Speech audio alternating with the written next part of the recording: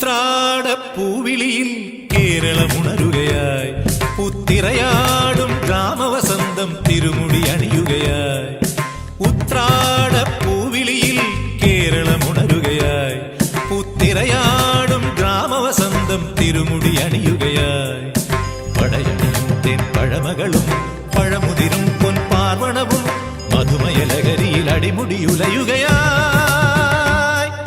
പ്രകൃതി തൊഴുതുണരും ഇവിടെയൊരുമയുടെ രാഗഭാവലയനം ലയനം. ഉത്രാടപ്പൂവിളിയിൽ കേരളമുണരുകയായി പുത്തിരയാടും ഗ്രാമവസന്തം തിരുമുടി അണിയുകയായി.